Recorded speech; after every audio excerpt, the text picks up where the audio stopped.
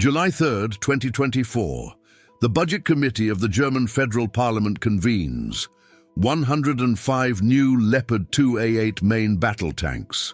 Price, €2.9 billion. The representatives approve.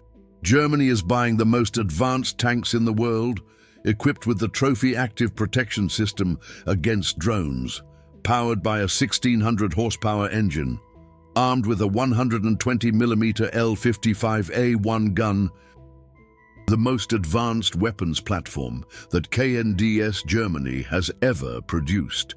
But no one is asking the technical question: what exactly is Germany buying for €27.6 million per tank? Look at the specifications: 55-degree angled frontal armor, torsion bar suspension with hydraulic damping, MTU turbo diesel engine based on Maybach principles. Each of these technologies was invented 81 years ago by German engineers for the Panther D variant. Germany is buying back its own technology. This is not nostalgia. This is not propaganda. This is documented technical continuity over 8 decades. The lineage from the Panther in 1943 to the Leopard 2A8 in 2024. And it begins with a tank that defined the future of armored warfare. December 1942. The German army needs a new medium tank. The Panzer III is obsolete. The Panzer IV is reaching its limits. Soviet T-34s are dominating the Eastern Front with superior mobility and armor. Adolf Hitler orders, develop a tank that surpasses the T-34. 2 companies compete, MAN and Daimler-Benz, both present prototypes. But only one revolutionizes tank design for the next 80 years. Professor Henry Ernst Kniepkamp at MAN develops a concept that defies every convention. No vertical armor like the Tiger. Instead, heavily sloped armor, 80 millimeters of steel on the front. But angled at 55 degrees, the mathematics are brilliant. An enemy shell striking the front plate doesn't have to penetrate 80 millimeters. It has to penetrate 139 millimeters because of the angle. More protection with less weight. The concept wasn't German, it was Soviet. The T-34 already had sloped armor, but German engineers perfected it. They calculated the optimal angle. 55 degrees gave the best ratio between protection and manufacturing effort. Steeper, and the armor plates would be too large. Shallower, and the protection would be inadequate. 55 degrees was the solution. And that number survived 80 years. Look at modern tanks. Leopard 2, frontal armor sloped between 50 and 65 degrees. M1 Abrams, front plate at about 60 degrees. Leclerc, 65 degrees. Merkava, 55 to 60 degrees. Every modern main battle tank uses sloped frontal armor. Every one is based on principles that the Panther established in 1943. But that was only the beginning of the technical revolution. The Panther needed a suspension system for its 45-ton weight. Professor Ernst Lehr developed the solution. Double torsion bar suspension, 2 steel bars per road wheel that work under torsion. When the wheel takes a hit, the bars twist and store elastic energy. Then they release it in a controlled manner. The result, 200 millimeters of suspension travel. The Panther could drive at 50 kilometers per hour across rough terrain and still aim. The Allies had nothing comparable. The American M4 Sherman used vertical volute spring suspension. Suspension travel, 110 millimeters. At high speed over rough terrain, it bounced like a toy. Aiming accuracy while moving, practically zero. The Soviet T-34 had Christie suspension with large road wheels, better than the Sherman, but not as good as German torsion bars. Technical superiority was measurable. When American engineers analyzed the first captured Panther at Aberdeen Proving Ground in July 1943, their report was unambiguous. Torsion bar suspension is technically far superior to the Sherman system, recommendation for future designs. But metallurgy was the problem. Torsion bars need high-strength spring steel, chromium-vanadium alloy, precisely heat-treated for 45 to 50 HRC hardness. The Americans couldn't manufacture it in 1943. German Krupp steelworks had decades of experience. They knew exactly how to alloy spring steel, how to harden it without brittleness, how to shape it without cracks. The knowledge wasn't in books. It was in the minds of the engineers, in the hands of the metallurgists. In hundreds of tests and failures over 30 years of steel development, and then there was the engine. Maybach developed the HL230 P30 for the Panther, 12 cylinders, 700 horsepower at 3,000 revolutions per minute, 23 liters of displacement, gasoline engine with direct injection. The power density was impressive, 30 horsepower per liter. That was top technology in 1943. For comparison, the Soviet V2 diesel engine in the T-34 had 500 horsepower with 39 liters of displacement, 13 horsepower per liter. German engine construction was a generation ahead. But here is the technical truth that no one discusses. The Maybach HL230 wasn't perfect. It overheated. It was thirsty. It had reliability problems. German tank crews knew the engine could fail, but it had 700 horsepower. And that meant the 45-ton Panther could reach 55 kilometers per hour. Off-road capability was excellent. Mobility won battles. January 1943. The first Panther D variants roll off the production line. MAN in Nuremberg, Daimler-Benz in Berlin, MNH in Hanover. By the end of the war, 6,000 Panthers produced, each with the same revolutionary technologies: sloped armor, torsion bar suspension, Maybach engine, and one more thing, the 7. 5-Stitz KWK 42 L70 gun, the best tank gun of World War II. Barrel length, 70 caliber, 5.25 meters absolute. Muzzle velocity with armor-piercing projectile, 1,000 meters per second. At 1,000 meters distance, it penetrated 140 millimeters of steel. Every Allied tank was vulnerable at 2 kilometers.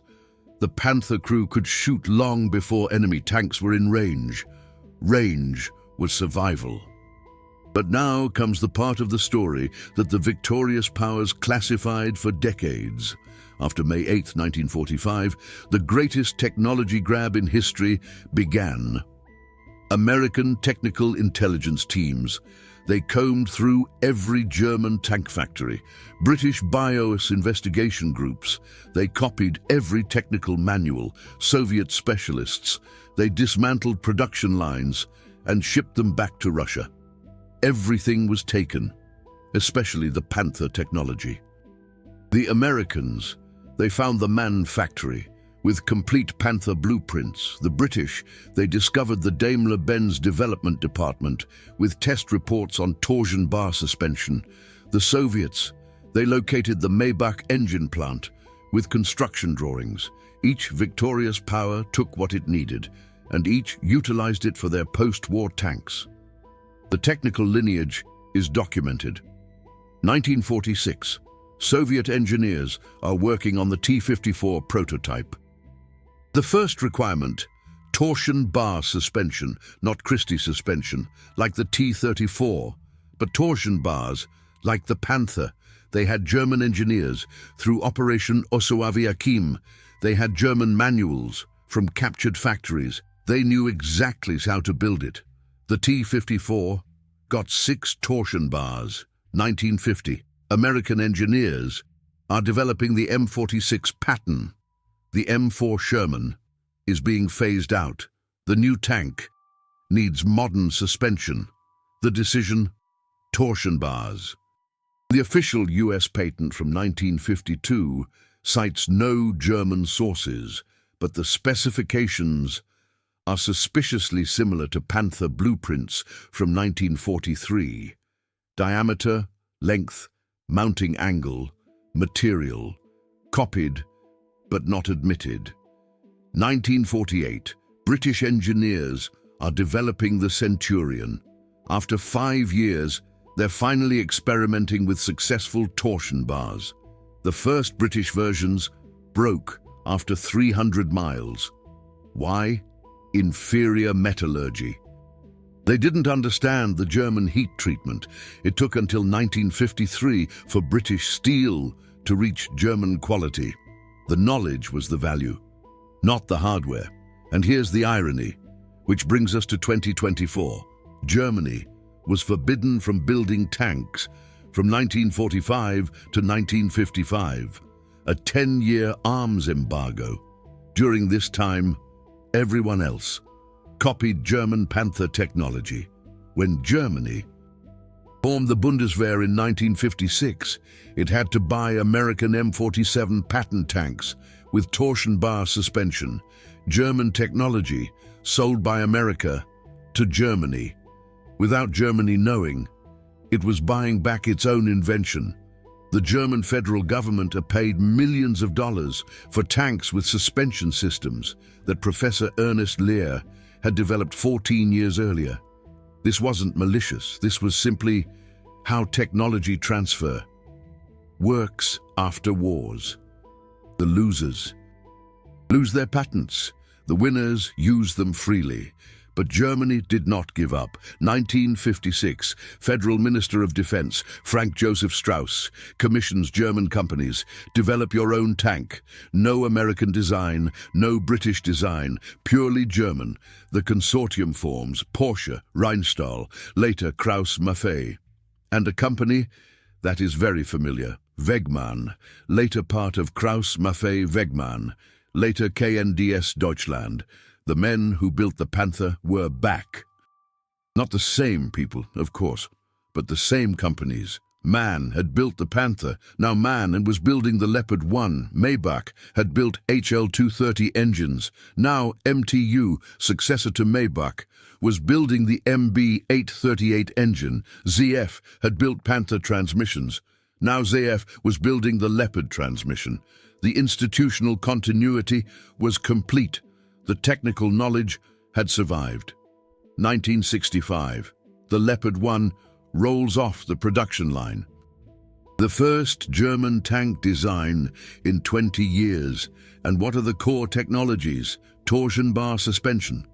Of course, it's German technology, invented for the Panther, perfected over 2 decades, but with improvements, hydraulic dampers on each torsion bar, adjustable spring rates, longer lifespan through better materials, innovation through iteration.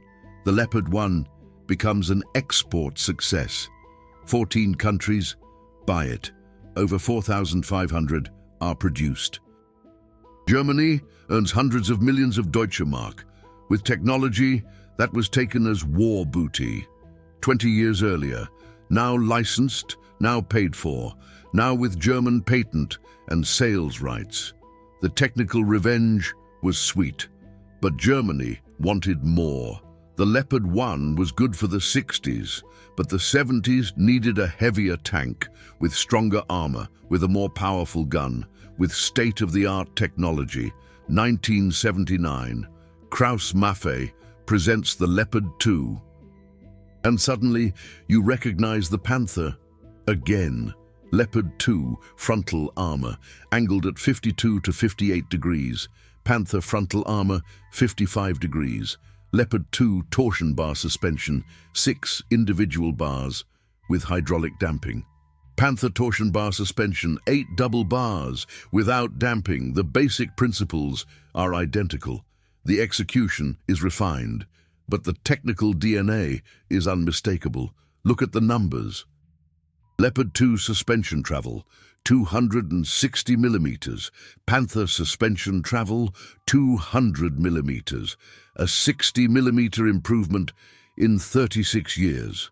That's not a revolution, that's evolution. Continuous refinement of the same German engineering principles, from Professor Ernst Lehr in 1943 to Krauss-Maffei engineers in 1979, 38 years of uninterrupted development. But it goes deeper than suspension. The Leopard 2 engine is the MTU MB873, 12 cylinders, 1500 horsepower, 40 horsepower per litre, power density. Impressive, but look at the family tree. MTU stands for Motoren und Turbinen Union, founded in 1964, through the merger of Maybach Motorenbau and Daimler-Benz Flugmotoren. Maybach built the HL230 for the Panther. MTU built the MB873 for the Leopard 2. Same company, 3 generations later. The engineers who developed the Panther engine taught the next generation. They taught the next.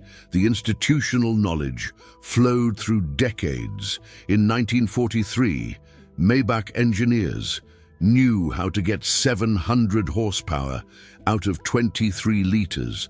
In 1979, MTU engineers knew how to get 1500 horsepower out of 47 litres. The physics scaled, the knowledge remained. That's the German advantage, not secret technology, not stolen plans, but continuous knowledge within the same institutions over generations. American tank engineers switched between different projects and companies every 5 years. Soviet engineers worked under political pressure and resource scarcity.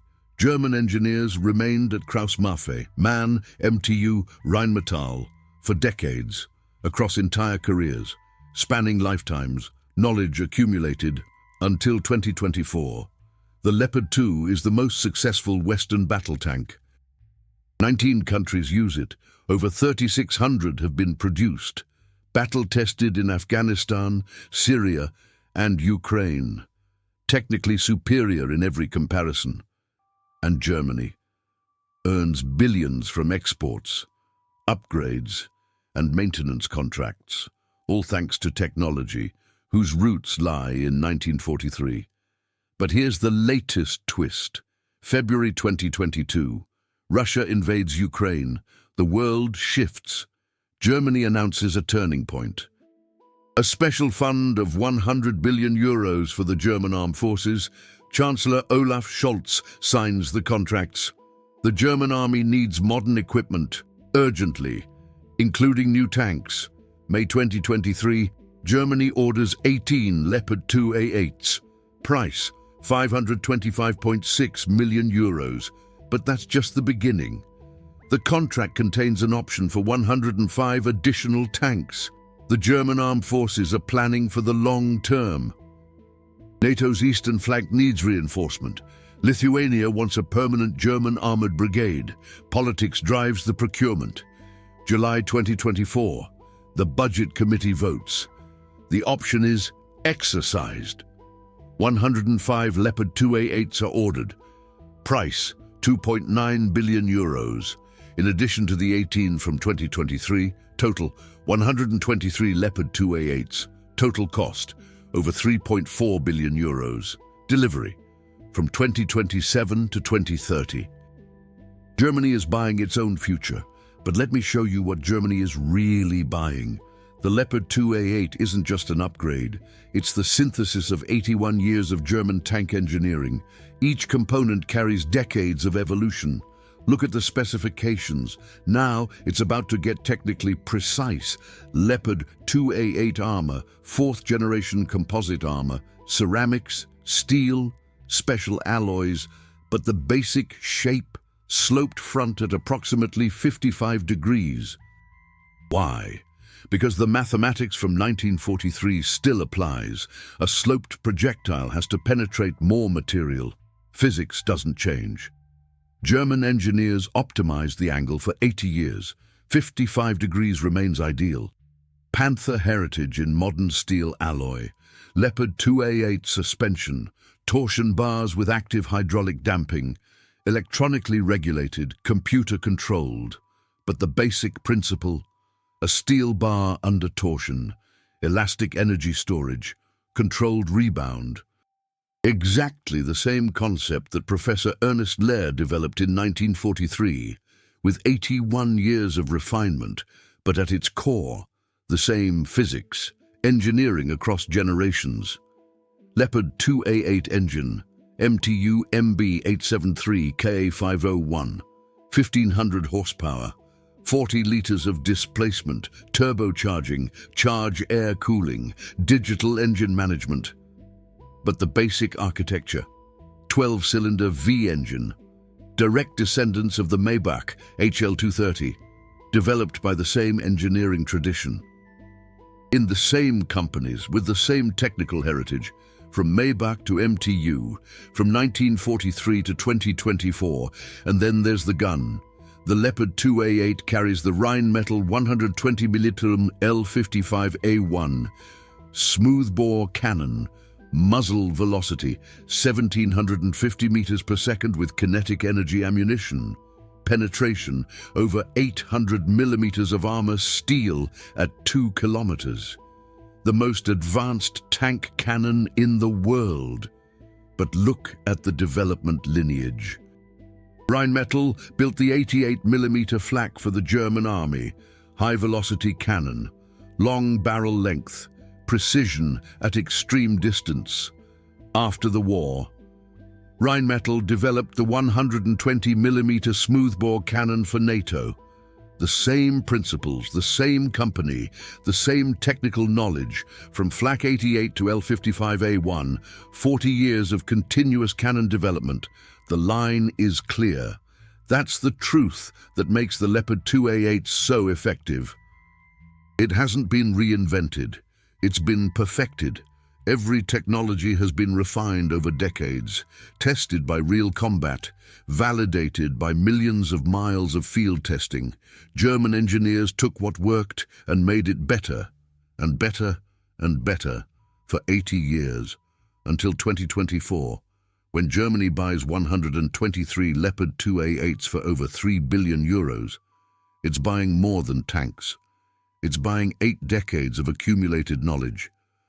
It's buying technology lineages that reach back to 1943.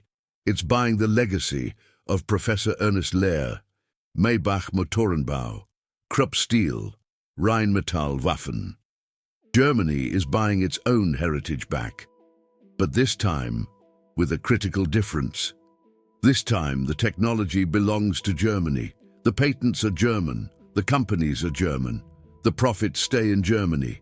KNDS Germany earns, Rheinmetall earns, MTU earns, ZF earns. The entire technical ecosystem that built the Panther now earns from the Leopard 2A8. Technical justice is complete, or is it? Because now comes the Ukraine lesson, and it changes everything. February 2022, Russian tanks roll into Ukraine. Western Leopard 2 tanks are delivered, battle-tested for the first time against modern threats, and suddenly, weaknesses appear that 80 years of German engineering didn't foresee. Drones, small, first-person view drones. Cost, a few $100s, flight time, 10 minutes, explosive power, 1 kilogram, but with precise control directly onto the tank's top, where the armor is weakest. In 1943, no one thought about threats from above. Panther top, 16 millimeters of steel. Leopard 2 top, 40 millimeters, adequate against artillery shrapnel. Against targeted drone strikes, vulnerable. Ukraine showed the new reality. American field reports document Leopard 2A6 tanks. Hit by FPV drones, engine damaged. Ammunition detonated and crew evacuated. The tank wasn't destroyed, but it was combat incapable. Russian propaganda used the images. Western wonder weapon defeated. German engineering failed, but German engineers learn quickly. September 2023, KNDS Germany announces all new Leopard 2A8s will be equipped with the Trophy Active Protection System, the Israeli system from Rafael Advanced Defense. Already battle-tested on Merkava tanks in Gaza. How it works. Radar detects incoming threats. Computer calculates trajectory. Interceptor projectiles are fired. Destruction within 3 meters of the tank. Reaction time, milliseconds. The German army is ordering 123 trophy systems, one for every Leopard 2A8. Contract partner, Euro Trophy GmbH, a consortium of Rheinmetall, General Dynamics European Land Systems, and KNDS. Contract value, classified, but estimated at over 300 million euros. Delivery, parallel to the tanks between 2027 and 2030. Germany is learning from Ukraine. But here is the interesting technical evolution. The trophy system was originally developed against anti-tank missiles and RPGs. Speed, several hundred meters per second. Angle of attack, relatively predictable. But FPV drones are slower, 25 to 37 miles per hour. Angle of attack, from directly above. This required software adjustments. Rheinmetall developed Trophy Enhanced. The new version can intercept drones from any angle, including steep attacks from above. The radars were optimized for slower targets. The defensive ammunition was adjusted for different speeds, all through software updates. No hardware changes needed. Existing trophy users can upgrade. Modernization without replacement. December 2024. Rheinmetall demonstrates Trophy Enhanced against simulated drone attacks. Success rate, over 90%. The system identifies the threat, classifies the type, selects the optimal countermeasure, fires automatically. The tank commander doesn't have to do anything. The system is completely autonomous. Artificial intelligence meets German engineering. But let me show you how this connects with the Panther legacy. 1943, the Panther had no active defense. But it had something else. Superior situational awareness through optical devices. Zeiss periscopes for the commander and driver. Three-dimensional telescopic sight for the gunner. German optics were world-leading. See and react before the enemy.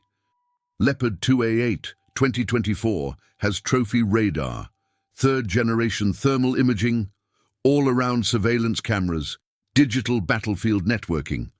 But the principle is identical to the Panther. Recognize the threat first. React faster than the opponent. Survive through superior sensors and reaction.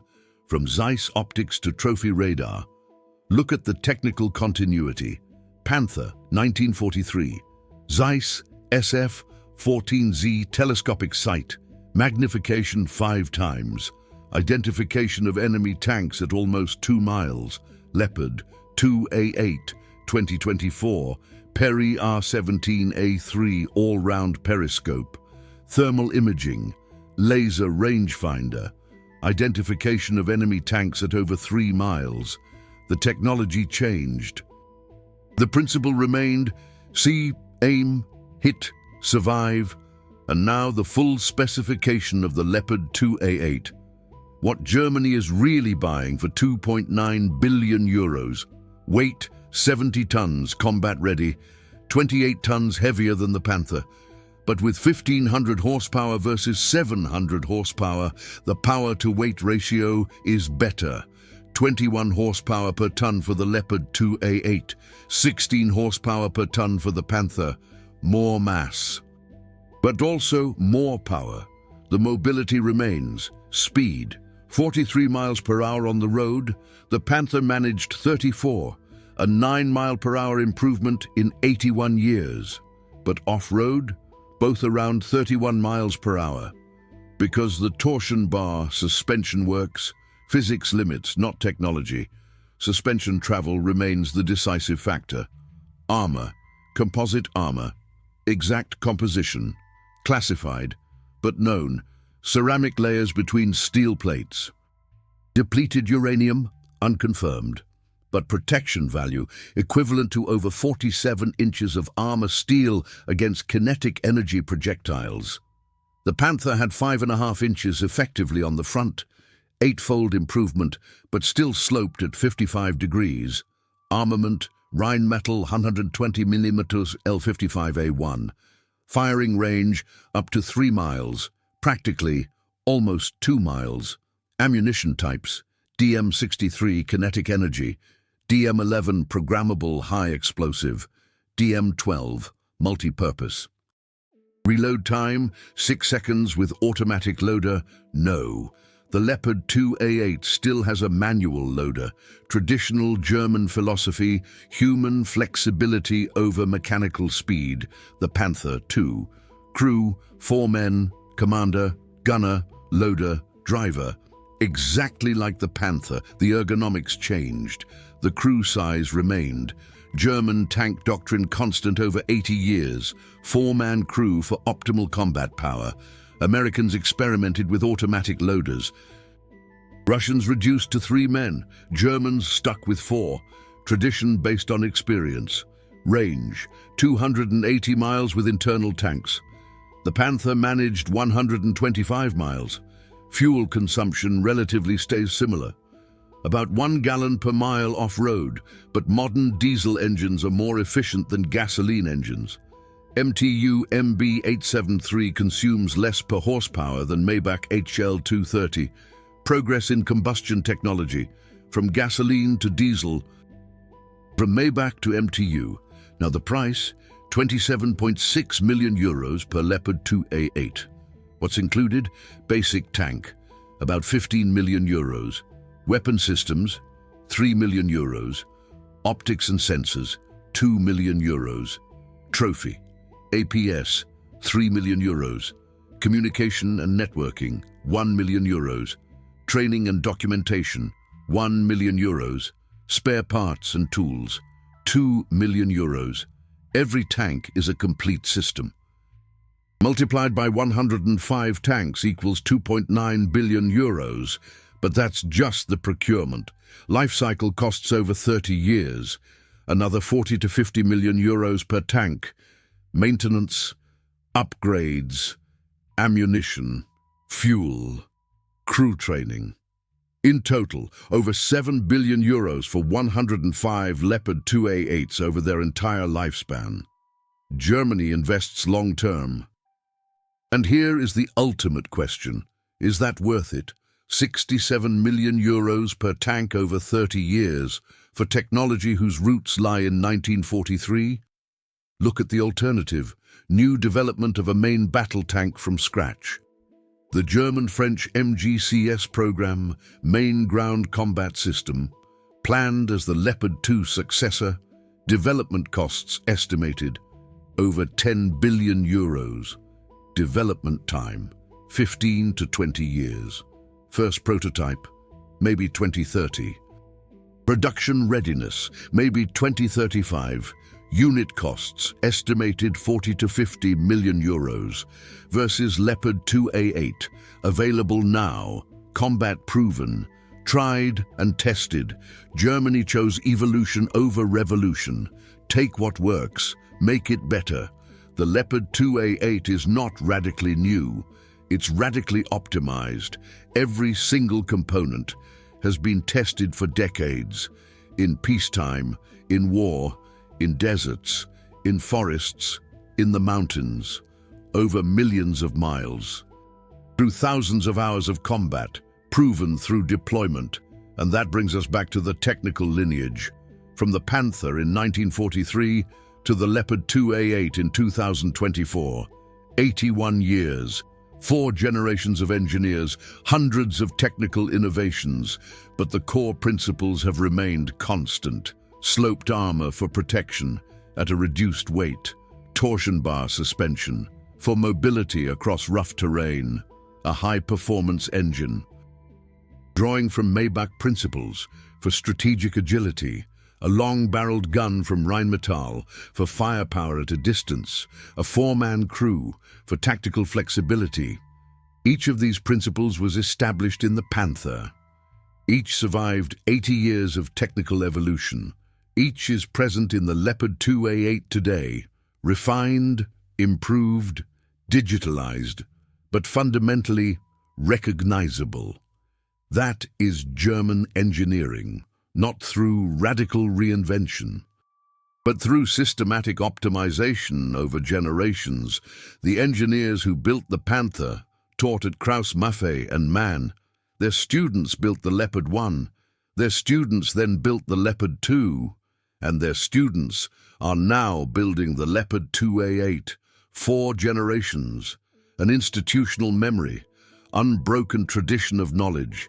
That is priceless. When Germany pays 2.9 billion euros for 105 Leopard 2A8s, it's not just buying tanks. It's buying 8 decades of accumulated knowledge. It's buying the lessons learned from 6,000 Panthers produced, from 4,500 Leopard 1s produced, from 3,600 Leopard 2s produced. It's buying combat experience from Afghanistan, Syria, Ukraine. It's buying excellence through experience. This technical history is more than just military history. It is the documented truth about how knowledge is preserved across generations, how institutions learn, how engineering is perfected through continuous practice. If you appreciate this kind of detailed technical documentation and want these stories to continue being told, you can support the channel through Super Thanks. Every contribution helps fund hundreds of hours of research in defense archives, technical specifications, and declassified documents. And now for the conclusion. Germany is paying 2.9 billion euros for Leopard 2A8 tanks. With technologies whose roots lie in the Panther of 1943, is this buying back its own technology, or is it technical evolution? The answer is both. In 1945, Germany lost its technology as spoils of war. Allied powers copied freely. The Soviets took the engineers, the Americans took the blueprints, the British took the production equipment. Germany received no royalties, no patent rights, no recognition. The technology became common property of the victorious powers, but Germany retained the knowledge. The companies survived, Krauss-Maffei, Mann, Maybach became MTU, Rheinmetall. They kept their engineers, they kept their research, they kept their institutional culture. And when Germany was allowed to build tanks again in the 50s, they were ready, not with new ideas, but with perfected old ideas. That is the true value. Technology can be copied, but deep understanding cannot be stolen. Soviet engineers copied torsion bars, but it took them decades to master the metallurgy. American engineers copied sloped armor, but their implementation was inferior well into the 60s. Only German firms had the complete knowledge, from material science to production engineering. Knowledge is the true competitive advantage.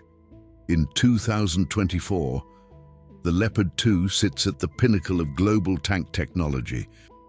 19 countries use it, hundreds of billions of euros in total value, tens of thousands of jobs in Germany.